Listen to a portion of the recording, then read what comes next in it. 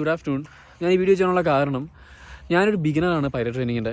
So എന്നെപ്പോലെ പല പല കുട്ടികൾ ഇതിൽ വരണം എന്ന് ആഗ്രഹിക്കുന്നവരുണ്ട്. അപ്പം ഞാനൊരു ബിഗിനർ ആയതുകൊണ്ട് തന്നെ ഞാൻ പല പല പ്രശ്നങ്ങൾ ഇപ്പം ഫേസ് ചെയ്യുന്നുണ്ട്. അപ്പം ഞാൻ ഫേസ് ചെയ്തൊരു കാര്യം ഞാൻ നിങ്ങളോട് ഷെയർ ചെയ്യുകയാണ്.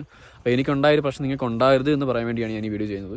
അപ്പോൾ ഞാനൊരു കൊമേഴ്സ് സ്ട്രീമിൽ വന്നൊരു ആളാണ്. അപ്പം എൻ്റെ ഡിഗ്രി BCom ആണ്. അപ്പോൾ +1 +2 ഞാൻ കൊമേഴ്സ് ആയിരുന്നു. അപ്പോൾ ഞാൻ ഇതിന് വേണ്ടിയിട്ട് ഫിസിക്സ് മാത്സ് മാൻഡേറ്ററി ആണ് ഇന്ത്യയിൽ DGCR എക്സാംസ് എഴുതണമെങ്കിൽ. സോ അപ്പോൾ അതിനുവേണ്ടി നമ്മൾ +1 +2 ഒന്നുകൂടെ എഴുതി. അതായത് physics, chemistry, maths, English, Malayalam ഇത്രയും സബ്ജക്ട്സ് ഞാൻ നോർമലി ലാബ് എക്സാം ഉണ്ടായിരുന്നു, എല്ലാം നാട്ടിൽ തന്നെ ചെയ്തു. For me and my friends it's like difficult ആയിരുന്നു. കാരണം 2-3 പ്രാവശ്യം ഫെയിലായവരുണ്ട്, കിട്ടാത്തവരുണ്ട്. സീനിയേഴ്സ് ബാച്ചിൽ 2-3 പ്രാവശ്യം എഴുതുന്ന ഫിസിക്സൊക്കെ പൊട്ടി. കാരണം നല്ല ടഫായിരുന്നു എനിക്ക് NAOS. ഞാൻ ട്യൂഷൻസ് എടുത്തിട്ടുണ്ടായിരുന്നു, പിന്നെ ഓൺലൈൻ ക്ലാസ് എടുത്തിട്ടുണ്ടായിരുന്നു.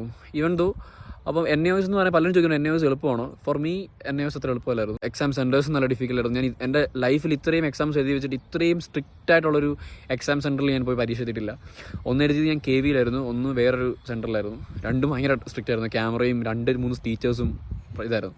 ഞാൻ പറഞ്ഞത് ഞാൻ ഫേസ് ചെയ്ത പ്രശ്നം എന്ന് പറഞ്ഞാൽ ഞാൻ നാട്ടിൽ നിന്ന് DGCയുടെ എക്സാംസോ അല്ലാതെ ഗ്രൗണ്ട് സ്ക്രോ ചെയ്തിട്ട് വന്ന ഒരാളല്ല. അപ്പോൾ എനിക്ക് ഇവിടെ ഞാൻ പലതും ഫേസ് ചെയ്യുന്നുണ്ട്. കാരണം ഞാൻ ചോദിച്ചപ്പോൾ പലരും പറഞ്ഞിട്ടുണ്ട് ഗ്രൗണ്ട് സ്കൂളിൽ പോയിട്ട് വെറുതെ പൈസ കളയേണ്ട കാര്യമില്ല, സ്വന്തമായിട്ട് പഠിക്കാവുന്ന കാര്യമുള്ളൂ. ശരിയാണ്, സ്വന്തമായിട്ട് പഠിക്കാൻ പറ്റുമെന്ന് ചോദിച്ചു കഴിഞ്ഞാൽ നാവിഗേഷൻ, റെഗുലേഷൻ, മെട്രോളജി ഈ 3 ഉണ്ട്. നാവിഗേഷൻ കുറച്ച് കണക്കും കാര്യങ്ങളൊക്കെ ഉണ്ട്. ഈവൻ ദോ ഏവിയേഷൻ എന്ന് പറഞ്ഞൊരു വാസ്റ്റ് ടോപ്പിക്കാണ്, സിലബസാണ്, കുറേ പഠിക്കാനുണ്ട് ഇഷ്ടംപോലെ. അപ്പോൾ നമുക്ക് പല പല പല കാര്യങ്ങൾ കണക്ട് ചെയ്യാനാണെങ്കിൽ ഈവൻ ദോ നമ്മൾ യൂട്യൂബ് വീഡിയോസ് കണ്ടാലും പലതും നമുക്ക് കണക്ട് ആവണമെന്നില്ല. സോ എൻ്റെ ഒരു അഭിപ്രായത്തിൽ better you take ground classes from India, from Kerala, from wherever you are coming, take ground classes.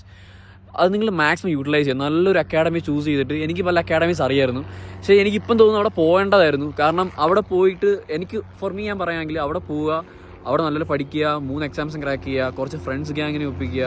നിങ്ങൾ ഒരു ഫ്രണ്ട്സ് ഗ്യാങ്ങായിട്ട് നിങ്ങൾ സൗത്ത് ആഫ്രിക്ക അല്ലെങ്കിൽ വേറെ ഏത് സ്ഥലത്തായിരിക്കും, US എങ്കിൽ US, നിങ്ങൾ ഒരുമിച്ച് പോകുമെങ്കിൽ നിങ്ങൾക്കൊരു യൂണിറ്റി ഉണ്ടായിരിക്കും, നിങ്ങൾക്കൊരു വൈബായിരിക്കും.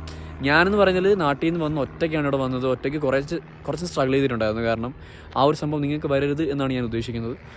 ഞാനെന്ന് പറഞ്ഞാൽ ഇവിടെ ഒറ്റയ്ക്ക് വന്നു പഠിക്കാനാണെന്നുണ്ടെങ്കിലും റൂം എടുക്കാനാണെന്നുണ്ടെങ്കിലും എല്ലാം ഞാൻ ഒറ്റയ്ക്കാണ് സ്ട്രഗിൾ ചെയ്യുന്നത്. നിങ്ങൾക്ക് ആരെങ്കിലും ഗൈഡ് ചെയ്യാനുണ്ട്, നിങ്ങളുടെ സീനിയർ ബാച്ച് അല്ലെങ്കിൽ നിങ്ങളുടെ ഫാമിലിയിൽ ആരെങ്കിലും പൈലറ്റ്സോ അല്ലെങ്കിൽ ഗൈഡ് ചെയ്യാൻ വേണ്ടി ആരെങ്കിലും ഉണ്ടെന്നുണ്ടെങ്കിൽ ഇറ്റ്സ് ബെറ്റർ. അങ്ങനെയുള്ളവർക്ക് ഗ്രൗണ്ട് സ്കൂളിൽ ആവശ്യമില്ല. അങ്ങനെ അല്ലാത്തവർക്ക് ഗ്രൗണ്ട് സ്കൂൾ എടുക്കുന്ന ഏറ്റവും ബെറ്റർ ഓപ്ഷൻ ആയിരിക്കും. പിന്നെ നല്ലൊരു ഫ്ലൈറ്റ് ട്രെയിനിങ് അക്കാഡമി ചൂസ് ചെയ്യുക. അത് US ഓ കാനഡയോ സൗത്ത് ആഫ്രിക്കയോ ഓസ്ട്രേലിയ എവിടെ ആയിക്കോട്ടെ, ഇന്ന കൺട്രിന്ന് ഞാൻ പറയുന്നില്ല, നല്ലൊരു അക്കാഡമി ആയിരിക്കണം. പിന്നെ 3 എക്സാംസ് നാട്ടിൽ ക്രാക്ക് ചെയ്യുക. അപ്പോൾ ഇത്രയൊക്കെ ഉള്ളൂ ഗൈസ്. അപ്പോൾ ഈ ഒരു കാര്യം പറയാൻ വേണ്ടിയാണ് ഞാൻ ഈ വീഡിയോ ചെയ്തത്.